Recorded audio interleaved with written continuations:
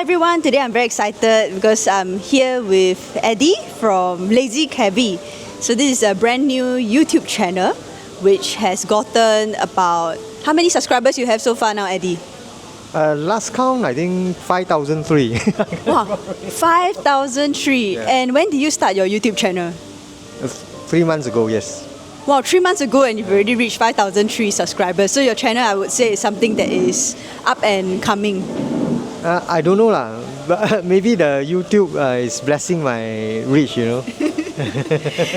Okay, great. So I think that everyone, when they look at your channel, they would know that you are sharing your story as a taxi driver, but they perhaps maybe do not know too much about you and your life so far. So could you share a bit more about your first of all, what your channel is about, and then go into a bit more about like your life story from here? Okay, initially when I started the channel, there was no general direction. I was just telling my story. Then after 2 or 3 videos, it became clear that I wanted to do a little bit of like lifestyle kind of vlogging, like behind the scene, what a taxi driver does in his daily routine. So it morphed into something like now, I would say like a motivation lifestyle channel. Yeah, that's where the thing is going now. How do you find that direction? Because you started off as just daily vlogging about what you were doing, but eventually you began to share a bit more about your life. Yeah, because I got questions from the viewers, because I read my comments every day. So people were asking me questions. How like that? Why you become like this? You know? How come you from boss to become a driver? So I was thinking, okay, answering these questions somehow morph into this direction. That's how it come about. Oh, okay. So you are reading the comments every day and then responding to the type of things that they are curious about also. Yes. Okay, so you got me a bit curious also. Obviously, I've watched some of your videos already, Thank the audience, they haven't really had a chance to look at the videos that you put out there yet. So maybe perhaps can you share with us a bit more about your story, like what led to where you are today? Okay. TDL is my business failed some years ago. So that time I needed money fast.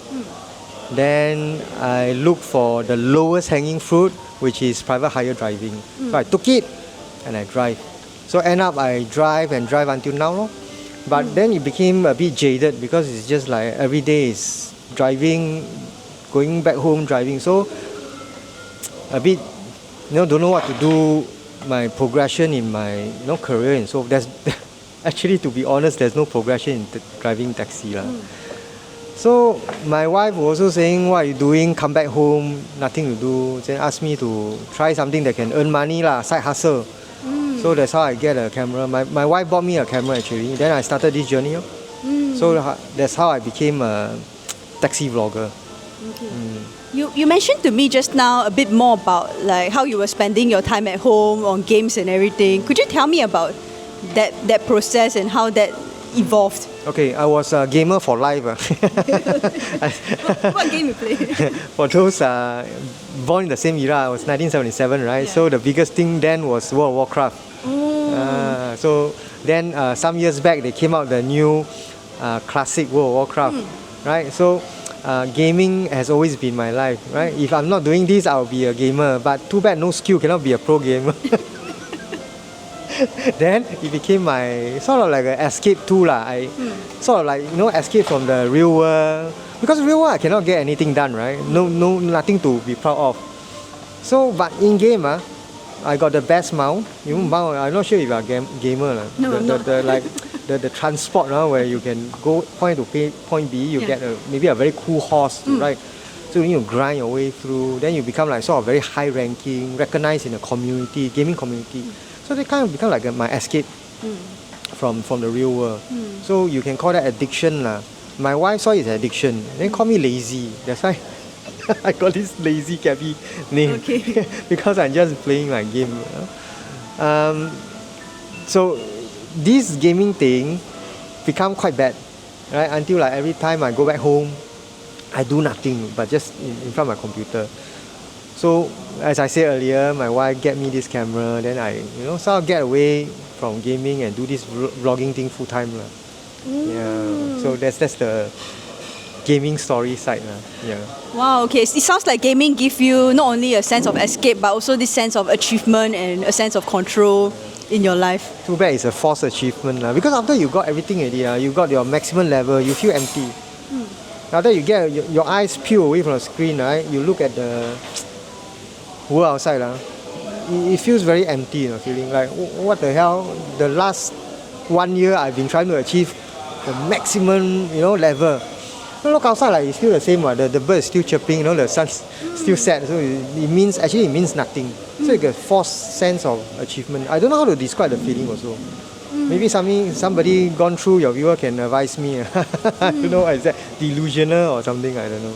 It's like you were building in a virtual world, but not the real world itself. The kind of achievement you get, yes, you feel satisfied, but for that moment only. Okay. Then after that, it's nothing. Yeah, it's not something tangible you can touch and feel. Right? Unlike now, vlogging, you can actually feel or eat the fruit of your success. Right? You can actually get your channel monetized, hustle. As a side hustle, you bring money back to the family and put food on the table. That's something tangible. Gaming is just for your personal own, I don't know, satisfaction or something. So yeah, so I break away. I'm glad that I broke away. Okay. Yeah, I guess because you were able to find success in something else, like a hobby and all that, which helped you to move away from this source and to get back control. Maybe because I didn't think of success when I started it. Yeah, I was just thinking like a way to break away because I think it's a bad thing. Yeah, because it's affecting my son also. Oh. Yeah, because Tell me more. Yeah, because my son look at the daddy also play game. Why I cannot play game? So their screen time get worse, right? Then affecting their studies also. Okay. Yeah, so I set a bad example for them. Just like smoking, the time I stopped is because of my son also. Oh. Yeah, I was a heavy smoker. Yeah, so I don't want my kids to grow up to think that smoking is good for them, because they see us as a role model. You see. So I cold turkey I gave up. Well, it's a very good sacrifice that you made, not only for your son but also for your health.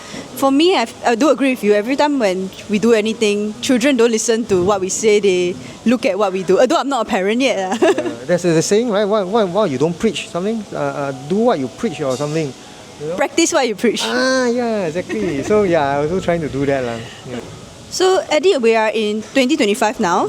I want to go backwards to 2020 and I want to understand a bit more about that process, about when COVID hit and then your business began to be impacted and how you cope with the situation at that time. Could you tell me a bit more? Because it sounds like from your videos that those were very dark days for you. Oh yeah, definitely. Those are one of the worst period of my life. I mean, it's not the worst, but it has the most significant impact because it affects not only me, but my family as well. So my family got sucked into this mess that actually is not only the fault of the economy that time because of COVID, but partly also because of my fault. Yeah. So it's actually easy to point fingers at the pandemic, but if there are things that I've done, I could have sort of like cushioned the impact more, which I regretted, come on hindsight. Yeah. What was the type of business that you were doing and how did the pandemic impact it? My business was in the legal sector, but I'm not a lawyer. I was not caught to bar. Right, that one is long story short. Go and see my video if you know the full story. Sorry, shameless plug. Anyway, I was not caught to bar, but I formed a business providing similar service, everything except litigation, meaning like serving office action, doing trademarks, mainly in the intellectual property field. So your copyright, your all this kind of patent and all this. So that was my business. I saw an opportunity that time because there was a gap between businesses willing to pay premium legal services and those that do not wish to pay premium legal services. And these kind of services need not only come from lawyers. So I came in as an agent. Okay. Yeah. So the business that I built grew pretty fast also, from I think 1-2 clients to quite a big client base. including Sony, Sushiro. Wow. I found the Sony gaming department. Okay. Yeah, because I told her I know your games. So know your stuff. It does help. So yeah. So that was my glory days. But obviously, you just say the business didn't work out. Yeah, then back to square one.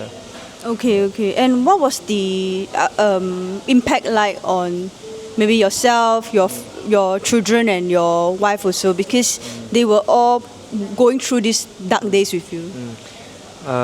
The worst thing is my wife because a lot of things she doesn't know. Before that she was like in the kitchen only that kind of. I mean she works. Yeah, but because she don't really dig into my financial affair. Just give me the money every month and we are good. You see? But she didn't know that I took loans, like business loans for expansion and all these things that I, on hindsight, shouldn't have done. Because I was becoming more ambitious. I wanted to expand and all this.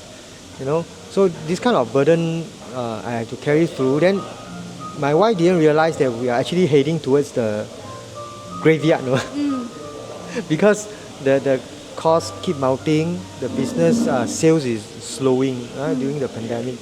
So when it actually landed, when the news actually broke that I cannot sustain already, I couldn't have the cash flow to sustain the business. She got a big shock. I said, hey, why all of a sudden?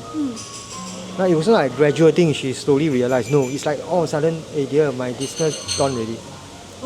So it was very irresponsible for my part. I accept it She was very upset because how can somebody accept?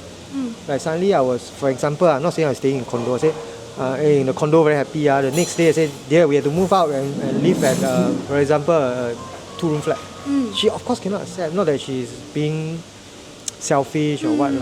So I don't know if you get where I'm coming from. No, it's just a very sudden change that was thrown on her and she had to deal with this new reality. Yes, like suddenly we probably need to sell the house. Suddenly maybe I had to go through bankruptcy. Suddenly there's so many things. Yeah, and a lot of obligation I didn't carry out. For example, my monthly allowance to the parents, both sides. A lot of like tuition fees were behind. Right? In fact, I owe the tuition fees for my kids. The time we were in Mind Champ, I think, so it's very expensive. 1,000 plus, 2 kids is coming 3,000 already. Okay. So like 2-3 month arrears. Then the boss start to ask, hey, what happened? Then that's how he give the signal to my wife, something is wrong already. She didn't even fire from her end. So again, it's my fault. I didn't break the news to her. Then she become like paiseh, how to explain this kind of thing. So it becomes like a bad thing. Yeah, I mean, I imagine the shock that was going through her mind when she heard all these things. But also I can sense the hesitation for you to talk about this type of challenges that you were going through at that point in time with her as well. Yeah, I think, I don't know, maybe that time I didn't grow up. My mind was like still childish, I was thinking like, okay, I'm a man, I have to shoulder all this. Right? No matter what difficulty, we can tie it through. No need to tell her. Later she nag me, she ask me to do this, do that, giving me more stress. That was my thinking that time. So now benefit of hindsight, looking back, if I could have told her, maybe we could work something out together. Cut down expenses, like maybe go to a cheaper childcare, right? Because they are cheaper childcare, right? Maybe sell the car, right? Because at that time got big cars.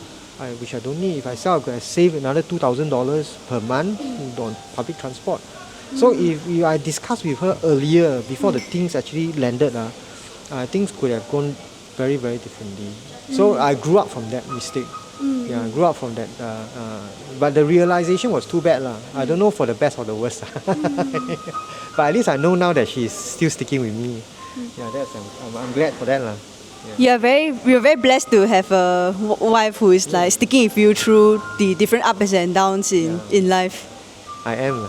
Yeah. I must show my wife what you said. Then she'll be very howling. I told you already, you can find another girl like that.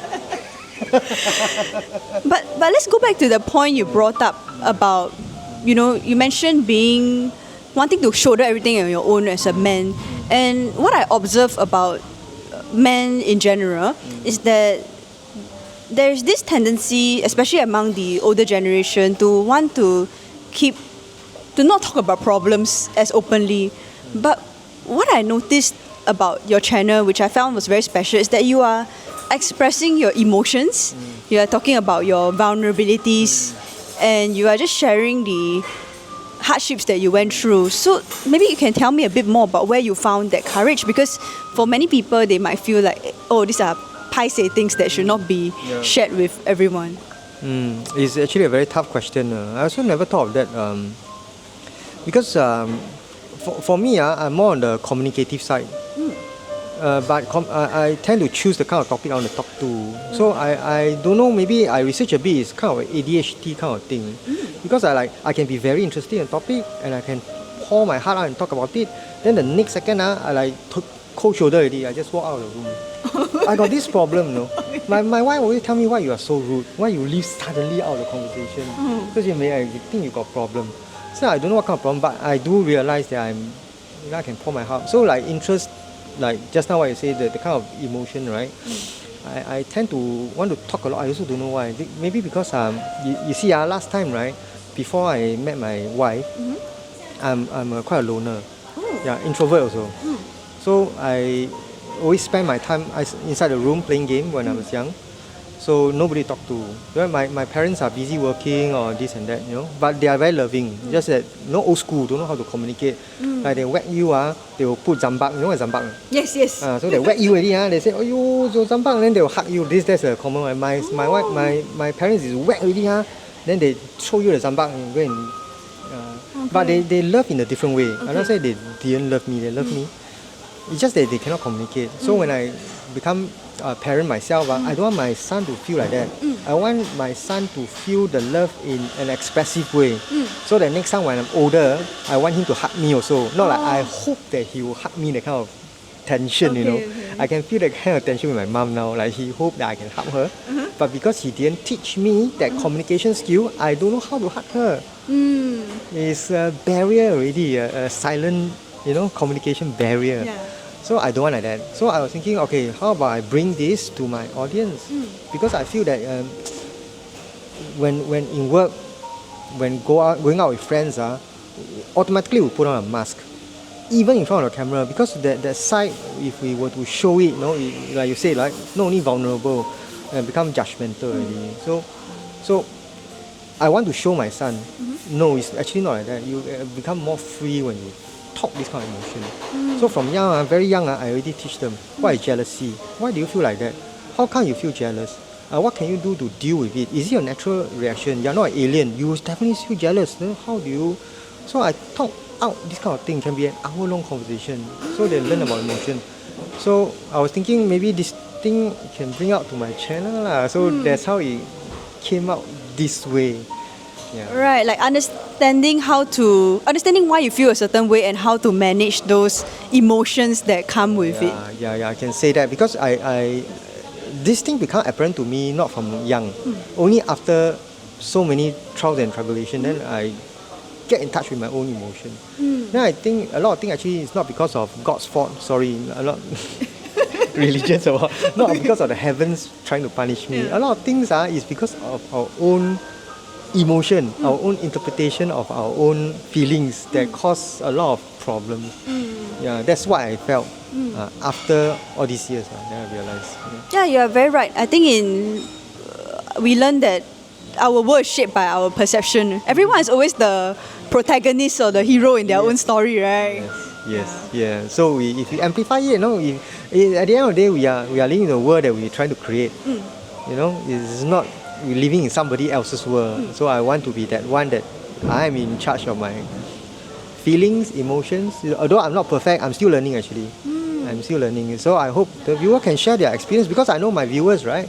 I don't know about your, I believe your viewer is of a younger age. Mine is all like seniors in the 50s, 60s, retired. So they are much more experienced than me. Then when they watch my video, they see like, oh, this kid still learning. I'm already retired sitting on the beach. Maybe they found it entertaining. When they find it entertaining, they're happy, they give me advice. I suck it in. I say, oh, this, that's what I like about this community and my experience of sharing my emotions.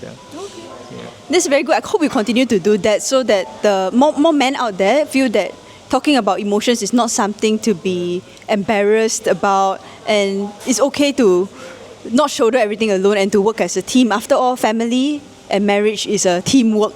It's a team effort. It's not a one person taking everything for everyone else. Yeah, I totally agree. A lot of things is we a lot of things is we put it on ourselves, but actually it's not like that. Yeah, sometimes just by talking, just one word coming out from that mouth is so difficult. But once you say it like sorry, sorry it can means nothing. Maybe it's really my fault, but I just say sorry to make you feel better. If that can make the situation better, it's already a first step forward already. Then it can diffuse so many problems. So that's what I found out. Because last time I'm quite egoistic. I don't want to say sorry. It's not my fault. Why should I say sorry? It's your fault. You should say sorry to me. But it doesn't help the situation. So like you just said, right? If we can just sometimes just do away with that and come out with the first word, actually you feel very liberated. Yeah. That's good. I think you are being wise by. You're very kind. No, wise to put ego aside and to focus on the outcomes and the relationships instead. Yeah. So maybe Eddie, can you tell us a bit about maybe your parents, if you don't mind, because you shared in a recent video that they are also watching your YouTube. Yeah, they are. I try to speak more chim English so they cannot understand. I forget that there's translation. So they were not angry, but they were concerned just like any parents do Maybe they're trying to protect me, because I was sharing something very in depth from my inner feeling. Yeah, but I did, after the breakfast, we chatted about this over the breakfast. After I did go and explain to them, say don't have to worry there are a lot of people like me. Yeah, so if my video can help people that feel alone or feel encouraged, I'm actually doing a good thing already. No need to just go. Some people do good things by doing charity, which is very good. Some people put in effort to plant a tree for the environment, which is very good. So my way is telling my story. Hopefully can bring some comfort to some people. That's my way Yeah. That's right. For me, I feel that your parents are coming from a good place. They want to protect you. They are afraid that maybe others might make negative comments and hurt you, right? But correct. Ultimately, actually, Eddie's parents, if you are watching this video, I wanted to say that he has inspired a lot of young people, just like myself, on the topic of resilience, on becoming a stronger human being. And I think that what he's doing is very valuable. So keep it up. Thank you. So I want to go into your YouTube life, and it seems that you have made such a huge jump because you studied law, although you were not called to the bar. You went on to do a business, I would say, in the professional services sector.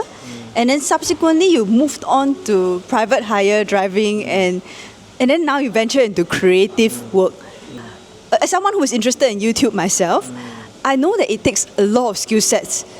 Filming, editing, design, ideation, scripting, and then just even knowing the gears to use, the importance of a good mic and everything. So can you tell me about how you picked up all these skills so quickly just from the past few years?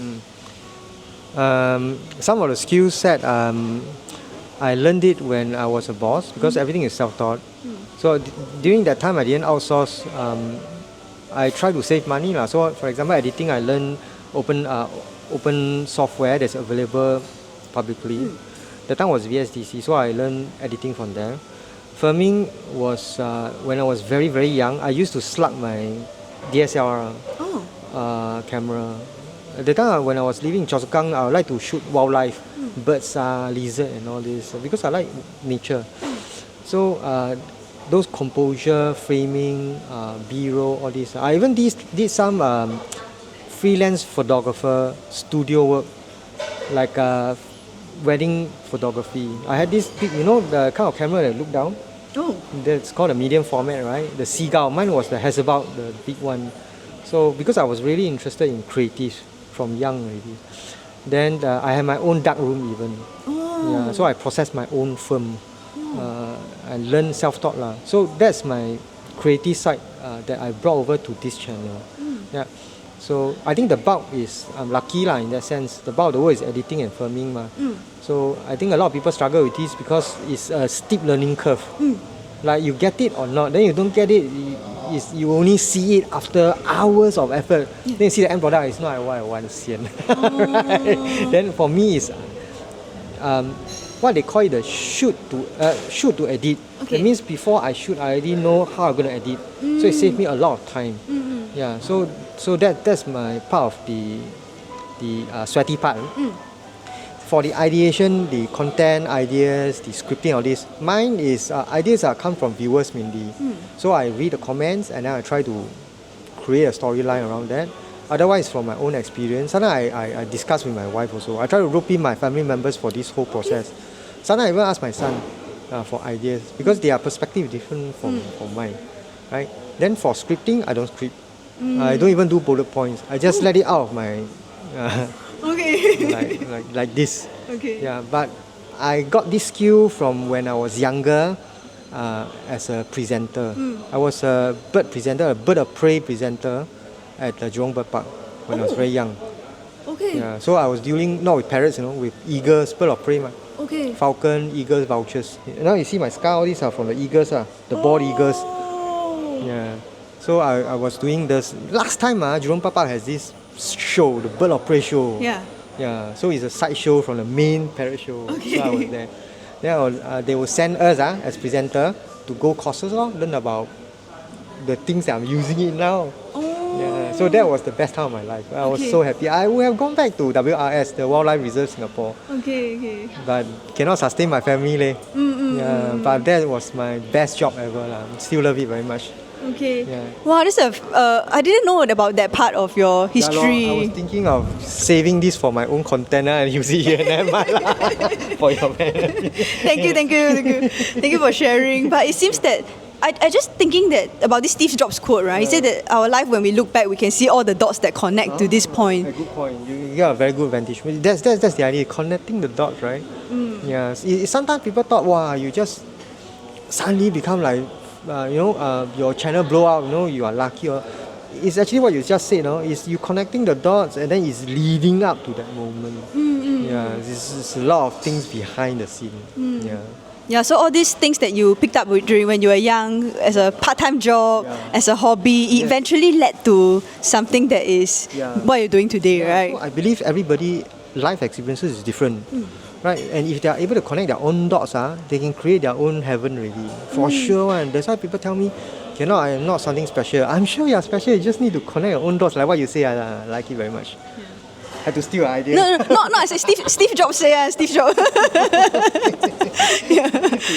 Okay, although you are very skilled in video editing and everything, it still takes time. I don't think there's a way to do it very efficiently within maybe 50 minutes or something. So you are juggling so many roles now. You are driving, which is your full-time job. You are doing this now, which is all this videos, editing, analytics, and then you are a father also and a husband. So many jobs that you are managing right now. How do you balance your time? Can you describe how you are managing your time? Yeah, it's actually a very good question. I've been asked a lot of time already. I think the most important thing is efficiency. How do we maximize? Because we only got 24 hours a day. So for me, right, let's talk about taxi. I drive only on the hours that give me maximum profit. So for example, I started work at 4. I wake up at 4. I started driving 4:30. 4:30 to 6 is 50% surcharge. So one trip is equal to my 2 trips in the morning already. So just 2 trips can cover half my rental. So being smart about when to drive. And people are telling me, who will wake up at 4? Singapore Police Force, nurse, doctor, fireman, and all this. And they will always take every day. Because in my neighborhood, I know who goes where and work. So I will drive this. By 7 o'clock or 8 o'clock, I will have covered my whole day rental already. Yeah. So by 8 o'clock to 8 to 10 is when I drive for the petrol and other expenses. Then I'll go back and rest. Either I go back and rest or I do some shooting. And when I shoot, I'm very intentional on my time. I will do a batch shooting. I will shoot batch in 3 or 4 episodes. One go. So I do a lot of B-rolls, like a lot of talking heads. After I collate them already, I go back, I download, and when I go back and sleep and rest or fetch my kids or whatever. Sometimes, you see, my kids, I don't need to be actively involved. A lot of times they just need my presence. Oh, daddy is there. Daddy is eating lunch with me. He's talking to me, not just how's your day, but who do you talk to? A deeper kind of conversation. It's quality. I put down my phone and talk to them. I think that's more good than just being there physically, but mentally also. So also efficiency and quality time for me. And after that, I nap because I don't take breakfast. I merge my breakfast with lunch. And because of my lifestyle and diet, I'm focused throughout the day. I don't have this food coma. Sometimes you eat heavy meal. Yeah. Oh, very tired. I want to sleep. It's food coma. Cannot focus. I don't have this problem. So I just maybe need half an hour nap. I'm okay already. Then 4 o'clock or 5 o'clock, I start my night drive. That's for my earnings. So maybe night time is the surcharge. I only drive during the surcharge where I have maximum profit. Then that's enough. So drive smart lah. Yeah. Then at night after I come back, maybe 8, 9, I will start to do my editing batch again one time. So 1 week I suffer 2-3 days. I'm done for the rest of the week maybe, for the next 2 weeks. Okay. That's how I plan my time. Yeah. Because I was thinking you're doing 3 videos per week. I look at your schedule, it's Monday, Wednesday and Friday morning you are publishing a video, which means to say you are filming almost every day. Yeah. But I definitely looking into rescheduling my because now I think I spend more time on comments than video. Oh, okay. Yeah. So there are comments you need to deal with, and you cannot just copy and paste because these people actually take time to think and pen their thoughts. So I should respect that. So I like to put my personal, time into this. I can spend up to 1-2 hours on comments alone. One video I average about 200 comments. So very xiong. So I was thinking if I want to do this sustainable, I need to cut down on my night driving. So meaning I have to find a relief driver. So that's my plan in the short term. Yeah. But how about the income? Then hopefully the side hustle of YouTube can help to cover a bit. Yeah. Definitely, as your channel grows, you not only get the natural YouTube video advertisements, but you probably might also start to get sponsors who are writing to you to request for collaborations and all. But not all because I actually have some collabs invitation. I didn't accept them because they are not in line. I didn't use them before, so I don't know how to. It's very like 你看这个你要买吗？很好。Very unnatural. Then you always like turn off. Okay, straight away. How to do it? I also don't know because I'm new. Okay. Maybe people can do it. Say, wow, this tea is super nice. Wow, I must buy this. They're always like, wow, this one trying to send me already. So that's why I rejected them. It's not because the money is not attractive. So I haven't found one that suit me. Okay. Maybe clothing can lah. I got one from clothing from overseas one. Okay. So I was thinking maybe I change my shirt lah, show my 6-pack. Then I said, okay, this one quite natural, can pass. Yeah, so I'm quite selective on the ads, on sponsorship. Yes. Is there a dream brand you want to work with? Oh yeah, sushi roll. Then I can eat all the sushi I want. Okay. Let's hope they are watching this video. That's the first thing that came in mind, sushi roll. Yeah. If not Giordano also can. All my Giordano shirt and Uniqlo. Yeah. Giordano, Uniqlo, sushi roll, okay. Yeah, for my kids also, they wear their stuff. This kind of thing. Or something that can help my viewers, I don't know. Yeah. For sure. Yeah. You mentioned you spend so much time replying to comments, right? So can you tell me about how you deal with comments? Because when I started YouTube, I feel a bit overwhelmed by the comments because it's anonymous, so it can be quite scary sometimes. So do you think you can share a bit more about how you manage it? Maybe what's the worst comment you got and then how you deal with it? I can't remember the worst comment because I don't really put my heart to those. You see, the thing about haters and trolls is actually a good indicator that you are growing to me. Initially, the YouTube will try to push your channel to people that want to watch your video, so those are very receptive and positive. But as your channel grow, it touches more people who is maybe not your audience, and then they start to hate you. That tells me that, oh, good, thank you for your support. it reaches you and you write a comment which help my channel because this is engagement. Yeah. So I treat them more like a matrix and a parameters than a personal thing. Because if you treat it as a personal offense, which they may not even look, because if they can write it down, they are probably already unsubscribed or looking at other channel to throw already. So if you reply back, they may not even be there to see it. So to me, it's just another matrix if I see this kind of hater. But if it is, if the comments has a negative impact to the community as a whole, then I may do something more drastic. Yeah, because I don't want it to be a toxic community. This community that I built, I have certain vision for it, like positive, non-controversial. Yeah, so yeah, I have certain guidelines that I'll follow and to decide whether or not to take drastic steps. But my main point is I don't let this affect me on a personal level. Yeah, it is a matrix that help my channel grow further and further. If I cannot deal with this, you can imagine how Rose, you know who Rose from Blackpink? She got billions of people. You meet every single one of them love her? No, right? Just 0.001% hate her. That's how many comments negative about her already. How she take it? This is how I explain to my kid, because my kid is very xiao K-pop. Okay. Because I was also, when I let them see my channel's comment, they will tell me which one is a troll, which one is positive and negative. Teaching them how to deal with cyberbullying and all this also. Yeah, that's how I get involved, my kids involved in my channel. Okay. Yeah, because you cannot run away. Nowadays the society is like that. Yes. Hiding behind the keyboard. So as they grow, they need to deal. Either you make them more inferior or driven them to be more, powerful or stronger in the heart. So yeah, that's the thing I try to rope in with my kids. For me, I start to feel that whenever someone is negative to us, actually it might say more about them and their emotional state than us. Because if someone is, let's say, I don't know anyone who is happy and satisfied with their lives that will go online to bash other people. It's usually the ones who are suffering in some way. So I learned to look at people like that through a lens of compassion and care versus viewing it as a personal thing, because it's more about them than me. Yeah, exactly. It's a mind shift, change. And it's very powerful actually. Actually, in turn, you pity them. Like they must be lacking some kind of love, missing something in their life. They say that maybe they are not as complete or still finding their way. Maybe they had a bit simple as they're having a bad day. So let them have it. It's okay. Sometimes I get scolding from passengers out of nowhere. He's a taxi driver, is like that one. It's okay. Yeah, I mean, things happen, right? Sometimes we lash out.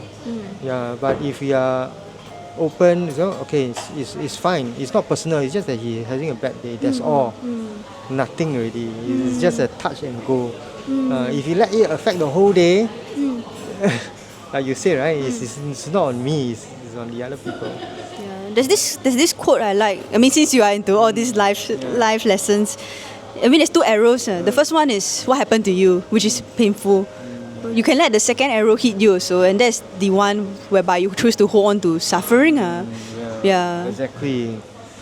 So it's actually your own, perception. That can change a lot of things. Boils down back to perception again. Yeah, exactly. That's why you just say 东西是死的，人是活的。How to translate? I don't know. Must use Google Translate for you.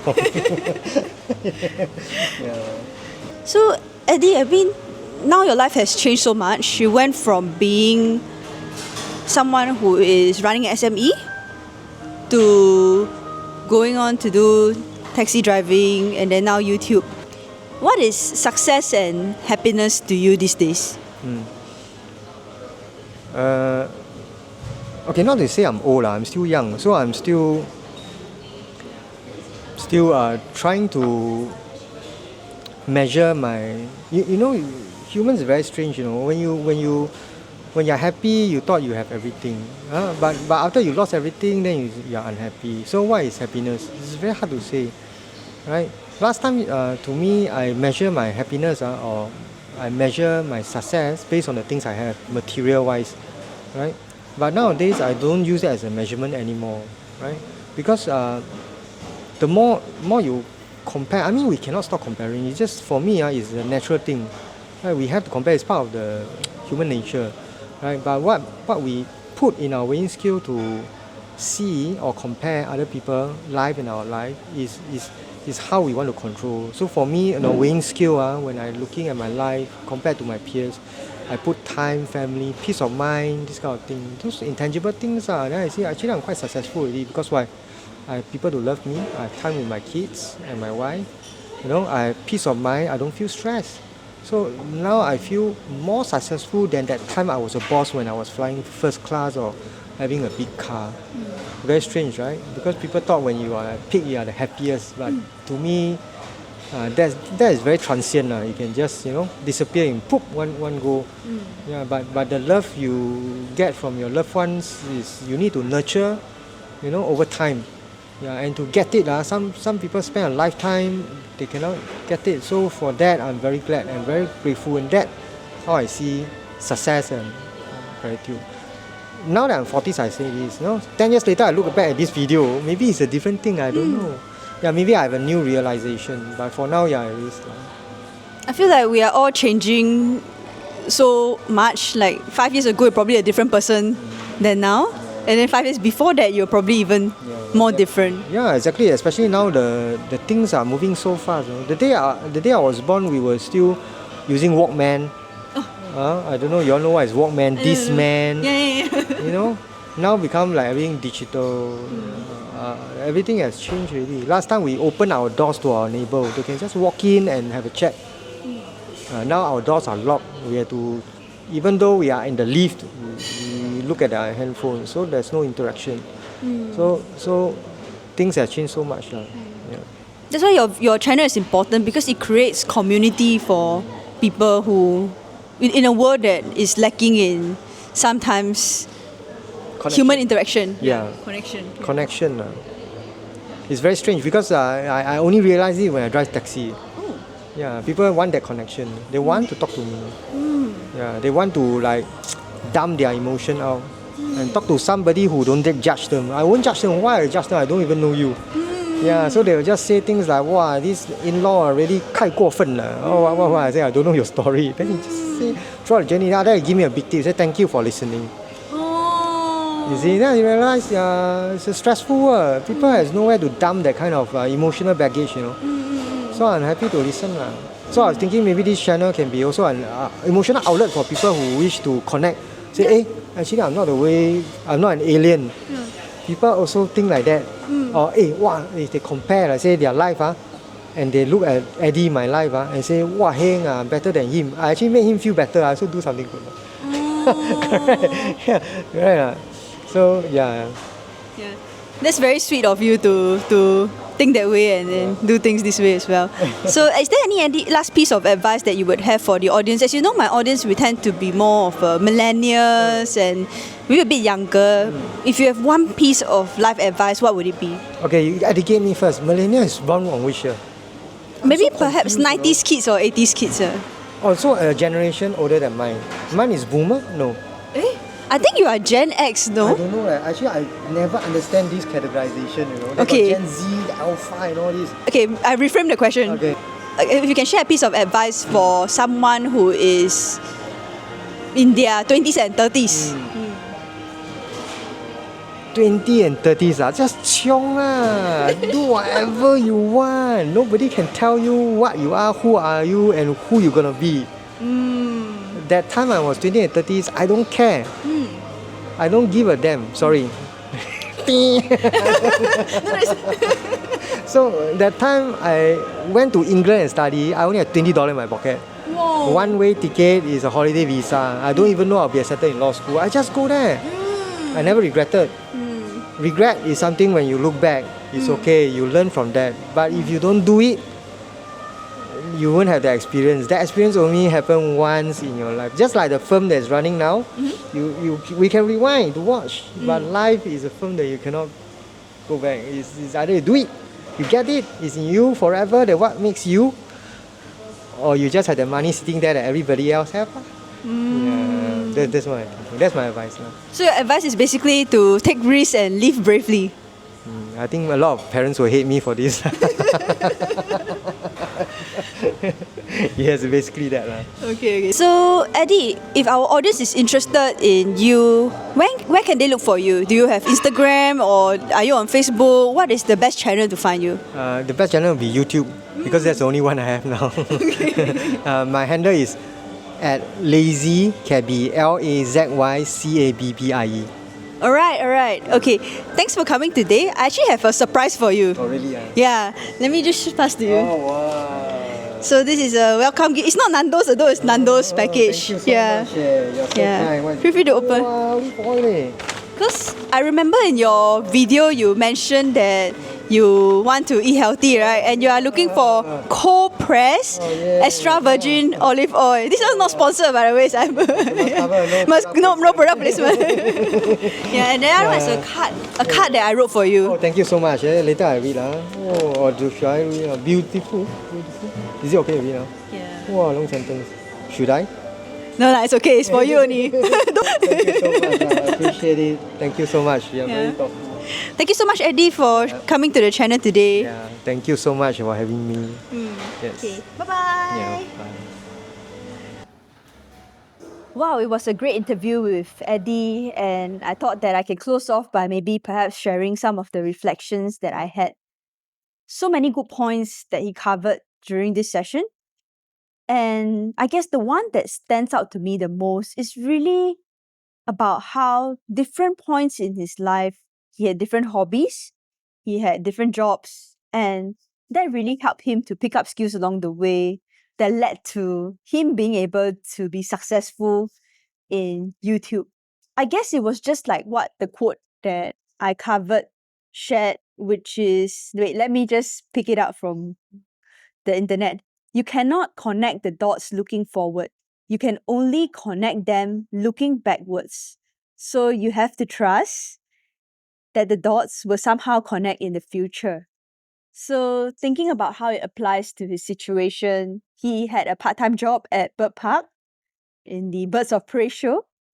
He had a hobby when he was younger about doing photos. And all this really helped him to pick up skills that led him to being a fast-growing YouTuber. So that's really something that I personally reflected on as well. Sometimes I think about my own life and I wonder why I face challenges while others seem to not face similar challenges. And I guess that also helps me in a sense because that's how I'm able to create content and have things to talk about and share about. Another point that stood out to me is no experience and no learning is ever wasted. So I feel that in Singapore, sometimes when we say we want to learn something, people will be like, oh, but then there's no money to be made out of it. There's no practical benefits. And I don't really agree with that type of mindset because I feel that nothing we learn in life is ever wasted. It could bring us joy, just like how the job at Bird Park brought Eddie joy, and also be useful later on in life. We might not know what it is. The world is changing so fast. And finally, I'm just so grateful for putting myself out there because it's through having my own platforms that I get to meet like-minded people like Eddie. We're similar in a sense. We've gone through difficulties in life. We like nature and animals and all. And yeah, it's just great to have such a wholesome conversation. I've met so many like-minded friends and people from just really putting myself out there. I feel Eddie's channel has great potential. If you think about it, as I mentioned earlier, I feel that many people in our society tend to keep challenges to themselves, tend to feel alone, feel that being strong is holding everything together. But Eddie demonstrates that the idea about sharing your emotions, talking about it, working as a team, these are all signs of strength as well. And in fact, they are very beneficial things to do. I hope that more people feel inspired to come out to share their story because the ones who truly need it could really benefit from listening to this type of sharing as well. Lastly, I feel that Eddie is really doing his part to be a good role model to his children, making sacrifices, and also using his journey, learning YouTube, as a good platform to educate his children about cyberbullying, about dealing with adversity and talking about feelings and all. Yeah, I think his kids would really grow up to be emotionally resilient people. So just glad to have crossed paths. And if you know of anyone else who you feel that I should have a conversation with, should interview, do leave them in the comments, and I'll love to hear their stories and to learn from them as well. I hope you enjoyed the conversation as much as I did.